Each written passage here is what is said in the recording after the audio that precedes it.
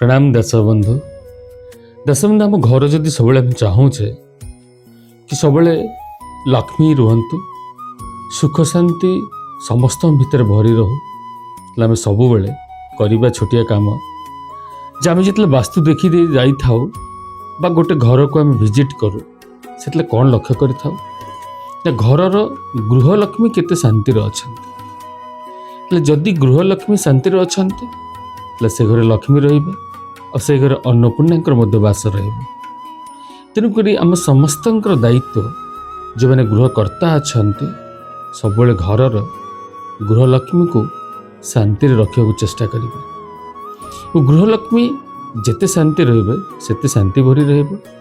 गृहलक्ष्मी दायित्व जे से घर भितर केबे भी बड़ पाटे कथा बार्ता नुह क्या रागिकी बाधिला भाया किंबा क्रोध स्वभाव सहित कौन से काम करेंगे ना नचेत जे कि माँ लक्ष्मी और माँ अन्नपूर्णा से घरे केबे भी रहे ना सब छाड़ी पलैबे। तब आम प्रत्येक व्यक्तिविशेष को दायित्व जे घरटा को आम मंदिर बनईदेवा तो आम जीवन सब मंदिर भली शांत एवं आनंदपूर्ण धन धान्य भरी रहिब। जय जगन्नाथ।